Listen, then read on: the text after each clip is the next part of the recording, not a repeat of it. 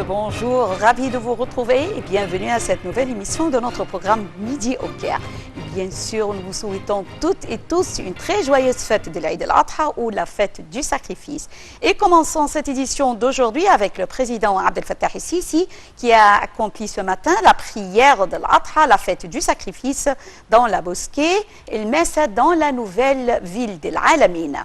La prière a été dirigée par le mufti de la République, Chawki Allem. Le Premier ministre Mostafa Medbouli et certains ministres de son cabinet ont assisté à la prière à laquelle ont pris part également le président du Parlement, Ali Abdelal, le ministre de la Défense, Mohamed Zaki. Une crielle de hauts responsables des forces de l'armée et de la police était aussi présent. Après la prière, le mufti de la République, Chawki Allem, a prononcé une prêche sur la signification du sacrifice et les valeurs nobles qu'il incarne, notamment la patience et l'obéissance aux ordres de Dieu. Le mufti a d'ailleurs rappelé les sacrifices des forces de l'armée et de la police pour protéger leur pays contre le terrorisme. À l'occasion de l'Aïd al-Adha, le ministère de l'Intérieur a mis en place des mesures de sécurité draconiennes pour préserver la sécurité et lutter contre toutes sortes de crimes. Le ministère de l'Intérieur a intensifié le déploiement des forces de sécurité dans les parcs et les centres commerciaux. Les forces d'intervention rapide et la police féminine sont massivement déployées pour assurer la sécurité.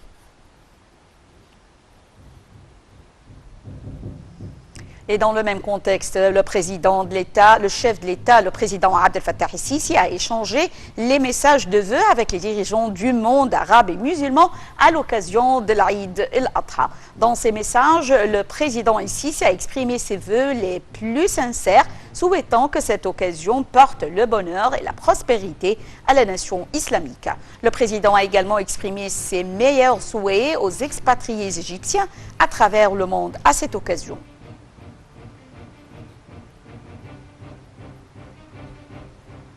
Le président Abdel Fattah el-Sisi a adressé un message de vœux au peuple égyptien et aux ressortissants égyptiens musulmans vivant à l'étranger à l'occasion de l'Aïd al-Adha.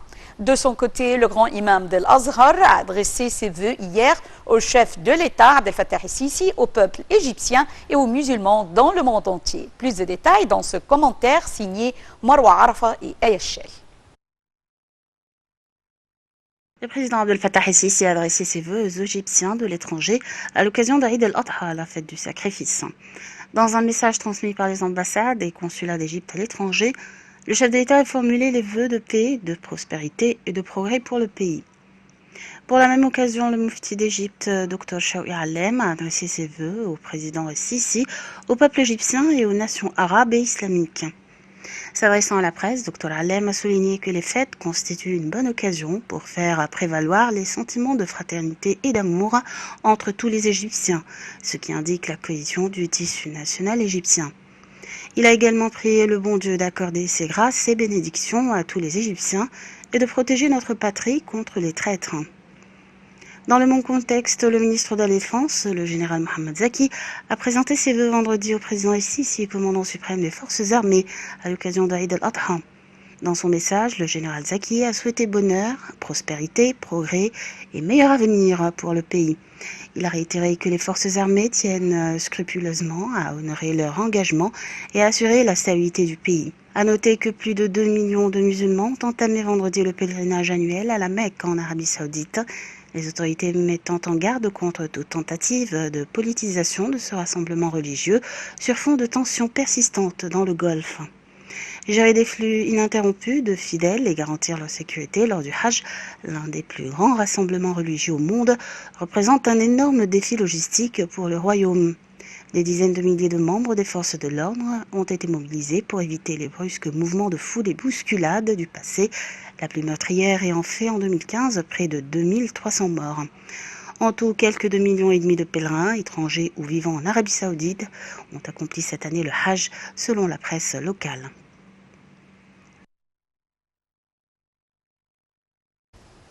Plus de 2 millions de musulmans ont entamé vendredi le pèlerinage annuel à la Mecque en Arabie Saoudite.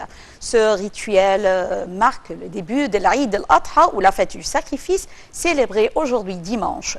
Les pèlerins doivent se rendre une dernière fois à la grande mosquée pour un tour d'adieu à la Kaaba.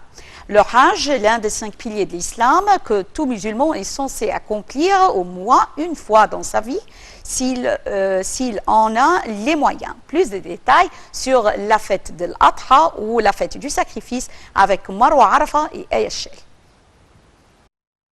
Eid al-Adha, la fête du sacrifice, ou Eid al-Kibir, signifiant la grande fête, par opposition avec Eid al-Fitr, appelée Eid al-Saghir ou petite fête, est la plus importante des fêtes islamiques. Elle a lieu le 10 du mois de Dhul Hijjah, le dernier mois du calendrier musulman après Waqfat Arafat, ou station sur le mont Arafat, et marque chaque année la fin du Hajj. Eid al-Adha porte différents noms, notamment le jour du sacrifice.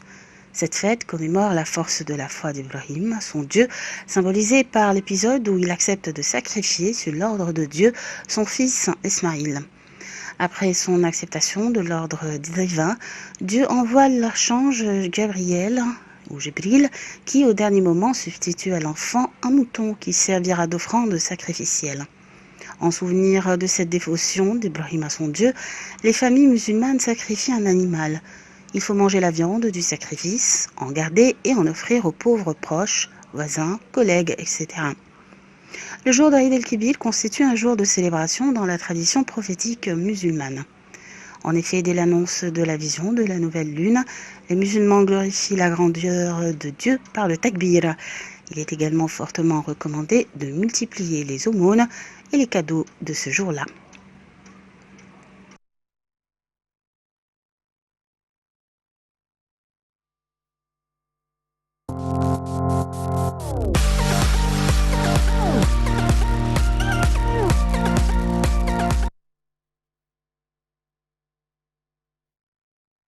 Retournons, j'ai le plaisir d'avoir actuellement avec moi en ligne Dr Kamel Gadalla, professeur à l'Université de l'Azhar. Bonjour Dr Gadalla et très joyeuse fête. Bonjour. Tout d'abord, que veut dire la signification du sacrifice et les valeurs nobles qu'il incarne? Allô? Oui, Dr Gadalla, vous m'entendez? Oui, je vous entends bien. Veuillez nous parler de la signification du sacrifice et les valeurs nobles qu'il incarne. Oui, en fait, le sacrifice, il incarne premièrement la dévotion entière et la soumission tout à fait totale à la volonté d'Allah, même s'il s'agit de quelque chose qui, pour nous, est désagréable. Parce qu'en fait, ça fait partie de piliers de la foi, c'est-à-dire d'être tout à fait en soumission totale au destiné ou bien au décret d'Allah. Donc le décret d'Allah pour Abraham était d'immoler son fils. Donc son fils qui lui est venu à un âge très très avancé, donc il était le seul pour lui, non seulement cela, mais il était en fait il était devenu jeune homme, donc c'est-à-dire qu'il est devenu capable de travailler avec son père et d'assister son père. Donc à ce moment-là, il était ordonné d'immoler son fils. Donc il se mit entièrement d'accord à la volonté divine, lui et son fils. Il a fait partager son fils à la réflexion, lui disant qu'il est ordonné de l'immoler. Donc il lui a dit c'est-à-dire c'est ce que dans tu es ordonné. Donc c'est une soumission totale. C'est pourquoi Allah l'a rétribué par rançonner son fils, et il a fait descendre au lieu de son fils un gros mouton, égorgé ou bien à sacrifier. Donc le sacrifice, c'est premièrement de donner de ses biens pour apporter la joie et le bonheur à tout le monde, à ses proches parents, à sa famille et aussi aux pauvres qui sont dans les alentours, c'est-à-dire dans le quartier, dans le village et tout ça. Donc c'est aussi quelque chose de très généreux et très noble, et aussi qui montre la soumission et la foi entièrement à la volonté d'Allah. Donc c'est le sens du sacrifice, et c'est pourquoi le sacrifice existe partout dans ce jour-là. Premièrement pour les pèlerins, où il y a en fait ce sacrifice qui est dû à faire le petit pèlerinage, puis de sacraliser et puis faire le grand pèlerinage. Donc c'est aussi le sacrifice qui existe partout, c'est-à-dire dans tous les pays musulmans, même les musulmans à l'Occident, dans l'étranger, ils ont toujours l'habitude de faire le sacrifice. On le faisait en France, quand j'étais imam là-bas, et on le faisait en Angleterre, même dans les autres pays,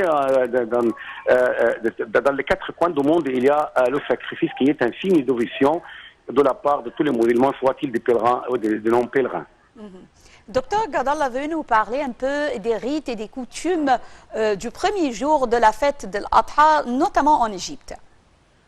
Ah oui, d'habitude, on commence de très bonne heure du matin, on fait la prière de l'aube, puis on se repose un peu, même dans la mosquée, on fait du takbir, c'est-à-dire de glorifier Allah et de déclarer qu'il est le plus grand, de répéter la formule du takbir jusqu'à la prière de l'Aïd, d'unité tout à fait surrogatoire.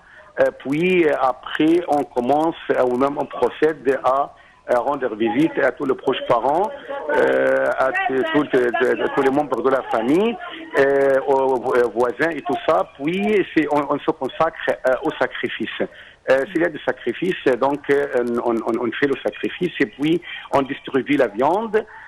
Donc c'est toujours des observations des liens de parenté, des générosités, des sacrifices, des prières, et après chaque prière on fait toujours le takbir qui commence à partir de l'aube du jour d'Arafat jusqu'au 4e jour, la prière de l'après-midi. Donc ces jours-là, on fait des festivités, il y a la joie, le bonheur et tout ça. Et il y a aussi des promenades et des pique-niques, si vous voulez. Par exemple, on sort au lieu public, au lieu d'avertissement. Donc, c'est toujours dans le cadre de ce qui était prescrit licite de la part d'Allah. Donc, il ne faut pas dépasser les limites d'Allah. Mais donc, si on respecte les limites d'Allah, on est tout à fait libre de festiver et de célébrer la fête dans tous les cas. Il y a aussi cette sorte de largesse et aisance. Il faut donner aussi de l'argent aux enfants parce que c'est une tradition prophétique, c'est-à-dire de faire quelque chose de particulier pour ce jour-là, même des habits particuliers pour ce jour-là, et aussi, par exemple, de nettoyer, orner les maisons, et tout cela fait partie en fait de la sunna pour montrer à tout le monde que ce sont le jour béni par Allah. Il faut glorifier les rituels d'Allah et par se manifester joyeux et gai dans ce jour-là pour montrer à tout le monde, surtout aux non-musulmans, qu'on a deux jours à respecter, deux jours bénis et deux jours à apporter la joie et se réjouir. Donc tout cela, c'est dans le cadre de ce qui a été rapporté d'après le prophète sallallahu alayhi wa sallam. Oui. Docteur Kamel Gadallah, professeur à l'université de l'Azhar, nous vous remercions infiniment. Mesdames et messieurs, nous vous remercions infiniment pour cette attention et nous vous souhaitons toutes et tous une très joyeuse fête de l'Aïd al-Adha ou la fête du sacrifice. Merci, très bonne journée. Au revoir.